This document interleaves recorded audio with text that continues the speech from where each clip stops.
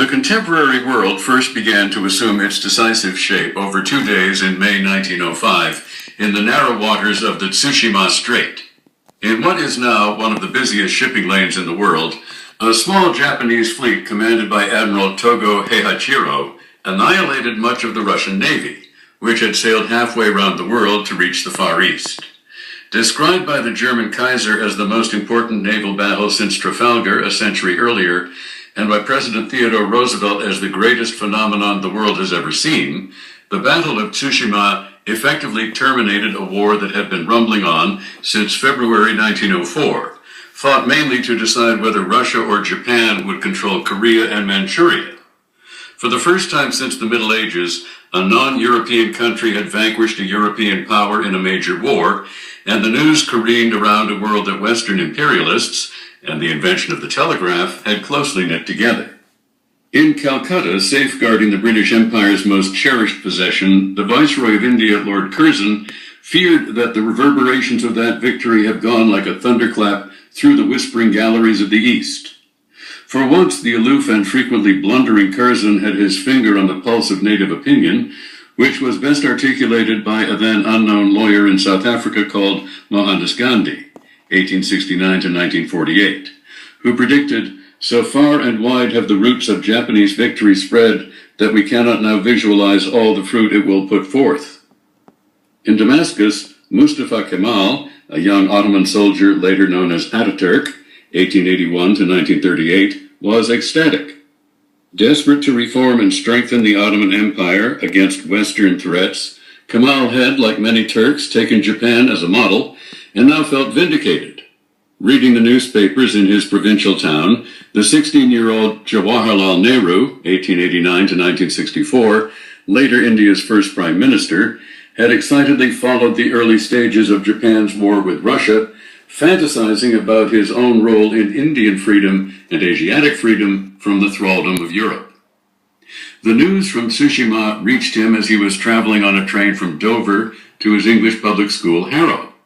It immediately put him in high good humor. The Chinese nationalist Sun Yat-sen, 1866 to 1925, was also in London when he heard the news and was similarly exultant.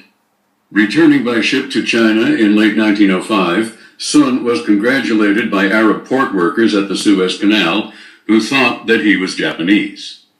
Excited speculation about the implications of Japan's success filled Turkish, Egyptian, Vietnamese, Persian, and Chinese newspapers. Newborn babies in Indian villages were named after Japanese admirals. In the United States, the African-American leader W.E.B. Du Bois spoke of a worldwide eruption of colored pride. Something akin to this sentiment clearly seized the pacifist poet and future Nobel laureate Rabindranath Tagore, 1861 to 1941, who on receiving the news from Tsushima led his students in an impromptu victory march around a little school compound in rural Bengal. It mattered little to which class or race they belonged. The subordinate peoples of the world keenly absorbed the deeper implications, moral and psychological, of Japan's triumph. This diversity was startling. Nehru belonged to a family of affluent Anglophile Brahmins. His father, a beneficiary of British rule over India, was even rumored to send his shirts to Europe for dry cleaning. Sun Yat-sen was the son of a poor farmer. One of his brothers died during the Californian gold rush that Chinese coolie labor serviced. Abdur Rashid Ibrahim, 1857 to 1944, the foremost pan-Islamic intellectual of his time, who traveled to Japan in 1909 to establish contacts with Japanese politicians and activists, was born in western Siberia. Mustafa Kemal was from Salonika, now in Greece, born to parents of Albanian and Macedonian origin. His later associate, the Turkish novelist Halide Edip, 1884 to 1964, who named her newborn son after the Japanese Admiral Togo, was a secular-minded feminist. Burma's nationalist icon U Otama, 1879 to 1939, who was inspired by Japan's victory over Russia to move to Tokyo in 1907, was a Buddhist monk. Some of the numerous Arab, Turkish, Persian, Vietnamese, and Indonesian nationalists who rejoiced over Russia's defeat had even more diverse backgrounds. But they all shared one experience of being subjugated by the people of the West that they had long considered upstarts, if not barbarians. And they all drew the same lesson from Japan's victory. White men, conquerors of the world, were no longer invincible. 100 fantasies of national freedom, racial dignity, or simple vengefulness now bloomed in hearts and minds that had sullenly endured European authority over their lands. Bullied by the Western powers in the 19th century and chastened by those powers' rough treatment of China, Japan had set itself an ambitious task of internal modernization from 1868, of replacing a semi-feudal shogunate with a constitutional monarchy and unified nation-state, and of creating a Western-style economy of high production and consumption. In a best-selling book of 1886 titled The Future Japan, Tokutomi Soho, 1863 to 1957, Japan's leading journalist, had laid out the likely costs of Japanese indifference to the universal trends set by the West. Those blue-eyed, red-bearded races will invade our country like a giant wave, drive our people to the islands in the sea. Already by the 1890s, Japan's growing industrial and military strength was provoking European and American visions of the Yellow Peril, a fearful image of Asiatic hordes overrunning the White West. The defeat of Russia proved that Japan's program of catching up with the West had been stunningly successful. We are dispelling the myth of the inferiority of the non-white races, Tokutomi Soho now declared. With our power, we are forcing our acceptance as a member in the ranks of the world's greatest powers. For many other non-white peoples, Russia's humiliation seemed to negate the West's racial hierarchies, mocking the European presumption to civilize the supposedly backward countries of Asia. The logic of the white man's burden, declared Benoy Kumar Sarkar, 1887 to 1949, India's pioneering sociologist, has become an anachronism except only to the blindest fanatics. Japan had shown that Asian countries could find their own path to modern civilization, and its special vigor. The Young Turk activist and later minister Ahmed Riza, 1859 to 1930, summed up this resonant admiration. Events of the Far East have put forth evidence of the uselessness of interventions, frequent if pernicious, of Europe reforming a people. On the contrary, the more isolated and preserved from contact with European invaders and plunderers a people is, the better is the measure of its evolution toward a rational renovation. Struggling with institutionalized racism in white-ruled South Africa, Gandhi drew a similar moral lesson from Japan's triumph. When everyone in Japan, rich or poor, came to believe in self-respect, the country became free. She could give Russia a slap in the face.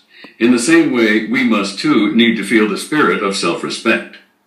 The Chinese philosopher Yan Fu, 1854 to 1921, recalled a century of humiliations inflicted on China by Western barbarians, from the Opium Wars to the burning of the Imperial Summer Palace in Beijing, and concluded that the only reason we did not devour their flesh and sleep upon their hides was that our power was insufficient. Japan had now shown how that power could be acquired. For many Asians, tormented by incompetent despots and predatory European businessmen, Japan's constitution was the secret of its strength. Armed by its example, political activists across Asia helped fuel a series of popular constitutional revolutions against ossified autocracies. Defeated Russia itself lurched into one in 1905. The Ottoman ruler, Sultan Abdulhamid II, 1842 to 1918, had closely followed Japan's modernization, especially as the ever-rising demands of European powers reduced Istanbul's sovereignty to a pitiable fiction. But many admirers of Japan in the Muslim world were such secular, even anti-religious nationalists as the Young Turk exile and writer Abdullah Cevdet, who wrote of Japan as the carrier of the sword for the oppressors, for the insolent invaders, the torch for the oppressed, for those that shine unto themselves. Emboldened by Japan's victory, in 1908, the nationalist Young Turks forced Sultan Abdulhamid to reinstate a constitution suspended since 1876. The Persians, encouraged by the sight of constitutional Japan defeating autocratic Russia, created a National Assembly in 1906. In the same year, Egypt experienced the first major mass demonstrations against British occupation. For nationalist Muslims in Egypt, Japan was the rising sun, the title of a book written just before the Russo-Japanese War by the foremost Egyptian nationalist leader, Mustafa Kemal, 1874 to 1908. Students from Muslim countries everywhere now headed to Tokyo to learn the secrets of its progress. The domino effect of Japan's victory was felt even in the Indonesian archipelago, which had only recently been unified by Dutch colonialists, where upper-class Javanese set up the first nationalist party in 1908. The most far-reaching changes occurred in China, culminating in the overthrow of one of the world's oldest imperial dynasties in 1911. Thousands of Chinese flocked to Japan after 1905 in what was then the biggest ever mass movement of students overseas. Many of post-imperial China's first-generation leaders were to emerge from this group. In 1910, a schoolboy called Mao Zedong, 1893 to 1976, in a small town in China's Hunan province, memorized a Japanese song taught by his music teacher, a former student in Japan. The sparrow sings, the nightingale dances, and the green fields are lovely in the spring. The pomegranate flowers crimson, the willows green leafed, and there is a new picture. Recalling the words perfectly decades later, when Japan menaced China, Mao said, "At that time I knew and felt the beauty of Japan and felt something of her pride and might in this song of her victory over Russia."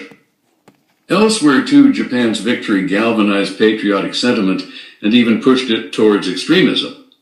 One of the casualties of this new mood was the liberal nationalism that westernized native elites had ineffectually espoused.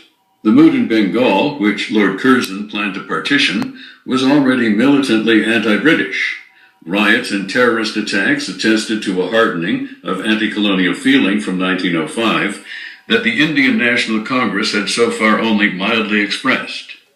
Radicals in Calcutta and Dhaka began to sponsor Bengali students for trips to Tokyo, and anti-colonial agitators based in Europe and America established links with Irish and Russian revolutionaries and Japanese and Chinese leaders in order to smuggle arms into Bengal. The scholar gentry of French Indochina, too, began to court notions of revolutionary violence. The pioneering Vietnamese nationalist Phan Boi Chau, 1867 to 1940, based himself in Japan from 1905 to 1909, educating many students from French Indochina under the banner of his Dong Du, look to the East, society.